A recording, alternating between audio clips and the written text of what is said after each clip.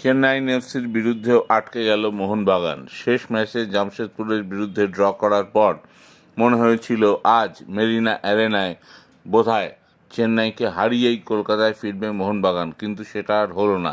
প্রথম একাদশের 4টি বদল করেন মলিনা।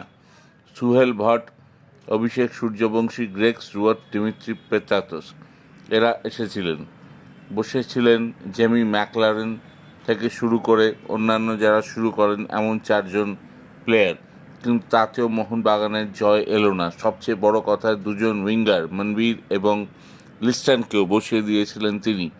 সবাই পরে নামলেন, ম্যাকলারেন নামলেন, কামিংসও নামলেন, কিন্তু জয় এলো না। যাই হোক, কলকাতায় এই ম্যাচটাই হার্ড ফট উইন পেয়েছিল মোহনবাগান। শেষ মিনিটে কামিংস গোল করেছিলেন, কিন্তু আজ আর সেটা হলো না। তবুও মোহনবাগান 37 পয়েন্ট পেয়ে শীর্ষে আছে, এটাই বড় কথা। কিন্তু দলের পরিকল্পনা এবং মলিনার পরিকল্পনা কিছুটা ভাবাবে মোহনবাগান সমর্থকদের। যদিও মলিনা আশাবাদী, দল চ্যাম্পিয়ন হওয়ার পথেই এগোচ্ছে এবং পরের বেঙ্গালুরু ম্যাচ 27 তারিখ খুব গুরুত্বপূর্ণ। কলকাতার মাঠে হবে সেটা খেলা। সেই ম্যাচে আশিস রায়কে পাওয়া যাবে না।